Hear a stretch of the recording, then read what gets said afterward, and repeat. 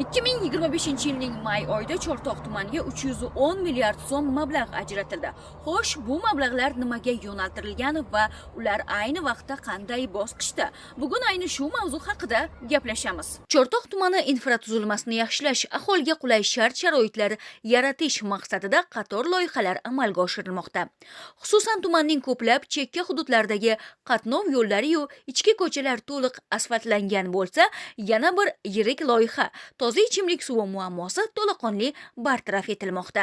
Chortoq tumanining Arbag'ish qishlog'ida umumiy maydoni 10 ming kvadratni tashkil etuvchi suv inshooti barpo etilmoqda.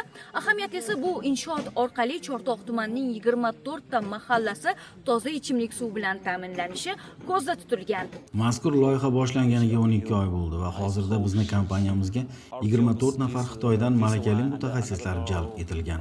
Qolaversa, Chortoq tumani hududidan ham mavsumiy ishchilar ushbu inshootni barpo etilishiga o'z hissalarini qo'shmoqda. Hozirgacha bizning kompaniyamiz Tanzaniya, Mongoliya davlatlarida bu kabi suv inshootlarini qurib bitkizishgan. Tumanning Kalishoh, Arbag'ish kabi hududlardan umumiy hisobda 12 ta quduq qazish rejalashtirilgan. Suv saqlash inshooti esa jahon standart talablari asosida barpo etilmoqda. Qurilishga esa mutaxassis ishchilar jalb etilgan va doimiy nazorat o'rnatilgan. Mazkur loyiha 24 ta mahallani toza ichimlik suv bilan ta'minlashni ko'zda tutadi va ushbu mahallalarga qo'shimcha ravishda 4 ta qishloq suv bilan ta'minlanadi. Bular Saroy, Qorabog', Gulshan hamda Qoramurt.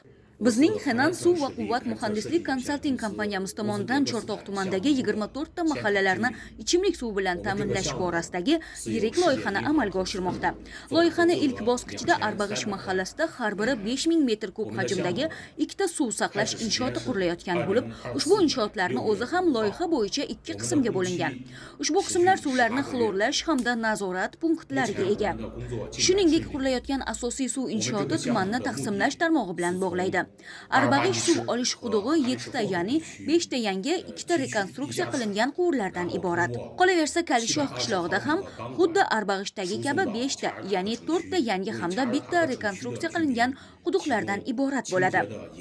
Ayni kunlarda 37,8 kilometr uzunlikdagi, diametri 710 millimetrlik bo'lgan elektrokimyoviy himoya moslamasiga ega quvur tortish ishlari bajarilmoqda. Quduqlar ochiq maydonda joylashgani sabab har bir quduq turli metall to'siqlar bilan o'ralgan. Standartlarga muvofiq darvozalar bilan perimetr ichida transformator podstansiyasi o'rnatilgan holatda bo'ladi. Ayni vaqtda qurilish ishlari yakunlanish arafasida turgan ushbu inshoot Chortoq tumani suv ta'minoti bo'limining ma'muriy hamda laboratoriya binosi. Arbag'ishdan chiqarilayotgan suv aynan mana shu laboratoriyada tahlil etilib, tahlil natijalari yaxshi chiqqandan so'ng aholiga iste'mol uchun yo'naltiriladi. 310 milliard. Bu hazilakam raqamlar emas. Aynan mana shu mablag'lar evaziga Chortoq tumani aholisini yana bir ehtiyoji qondirilmoqda. Bizni kuzatib boring. Yangiliklarimiz hali oldinda.